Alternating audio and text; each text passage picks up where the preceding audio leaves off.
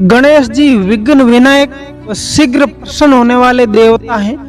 अगर कोई सच्चे मन से गणेश जी की वंदना करे तो गौरी नंदन तुरंत प्रसन्न होकर आशीर्वाद प्रदान करते हैं। वैसे भी गणेश जी जिस स्थान पर निवास करते हैं उनकी दोनों पत्नियां रिद्धि तथा सिद्धि भी उनके साथ रहती हैं। उनके दोनों पुत्र शुभ व लाभ का आगमन गणेश जी के साथ होता है। कभी कभी तो भगवान को भक्त असमंजस में डाल देते हैं। पूजा पाठ भक्ति का जो वरदान मांगते हैं वह निराला होता है। जय श्री कृष्णा दोस्तों, एक ज्ञानवर्धक भगवान गणेश जी की कहानी लेकर आया हूँ। बहुत ही आपको ज्ञान देने वाली एक छोटी सी कहानी है।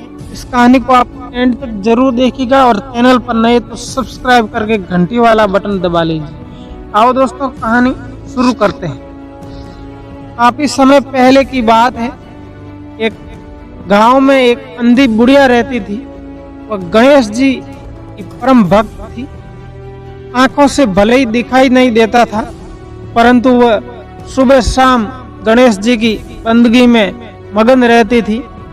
नित्य गणेश जी की प्रतिमा के आगे बैठकर उसकी स्मृति करती थी, भजन गाती, समाधि में लीन रहती।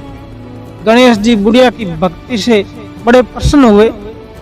उन्होंने सोचा यह बुढ़िया नित्य हमारा स्मरण करती है, परंतु बदले में कभी कुछ नहीं मांगती। भक्ति का फल तो उसे मिलना ही चाहिए। ऐसा सोचकर गणेश जी ने एक दिन बुढ़िया के सम्मुख प्रकट हुए तथा बोले, माई तुम हमारी सच्ची भक्त हो। इस श्रद्धा व विश्वास से हमारा स्मरण करती हो, हम उससे प्रसन्न हैं। अतः तुम जो वरदान चाहो हमसे मांग सकती हो। बुढ़िया बोली, प्रभु मैं तो आपकी भक्ति प्रेम भाव से करती हूँ, मांगने का तो मैंने कभी सोचा ही नहीं, अतः मुझे कुछ नहीं चाहिए। गणेश जी पुनः बोले, हम वरदान देने के लिए आए हैं। बुढ़िया बोली, हे सर्वेश्वर मुझे मांगना तो नहीं आता, अगर आप कहें तो मैं कल मांग लूंगी। तब तक मैं अपने बेटे व बहू से सलाह मशवरा कर लूंगी। गणेश जी कल आने का वादा करके वापस लौट गए।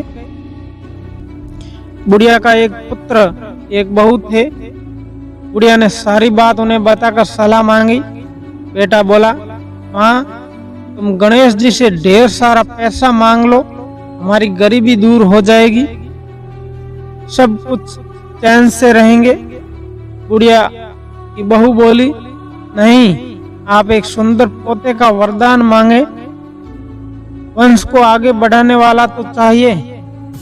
बुढ़िया बेटे और बहू की बातें सुनकर असमंजस में पड़ गई। उसने सोचा ये दोनों तो अपने अपने मतलब की बातें कर रहे हैं। बुढ़िया ने पड़ोसियों से सलाह लेने का मन बनाया। पड़ोसन भी नेक दिल की थी।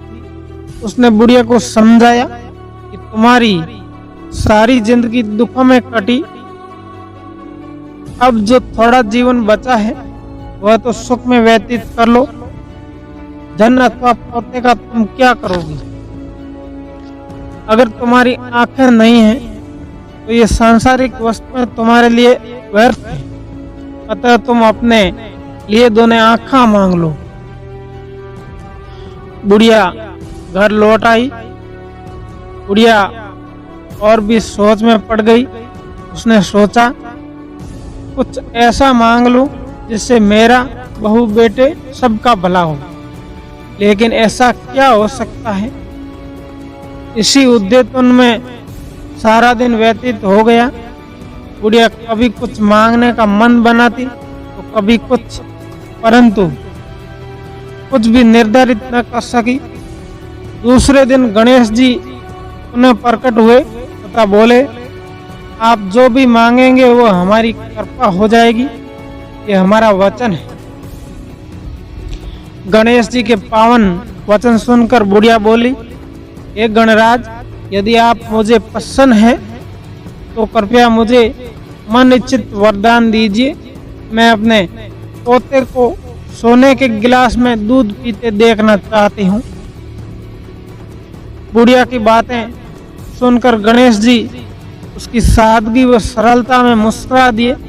बोले, तुमने तो मुझे ठग ही लिया। मैंने तुम्हें एक वरदान मांगने के लिए बोला था, परंतु तुमने तो एक वरदान में सब कुछ मांग लिया। तुमने अपने लिए लंबी उम्र तथा दोनों आंखें मांग ली, बेटे के लिए धन, बहू के लिए पोता मांग लिया। पोता होगा, ढेर सारा पैसा होगा, तभी तो वह सोने के गिलास में दूध पी पाएगा। पोते को देखने के लिए तुम जिंदा रहोगी, तभी तो देख पाओगी। अब देखने के लिए 2 आंखें देनी ही पड़ेगी। फिर भी वो बोले, जो तुमने मांगा ये सब सत्य होगा। यह कहकर गणेश जी अंतर्ध्यान हो गए।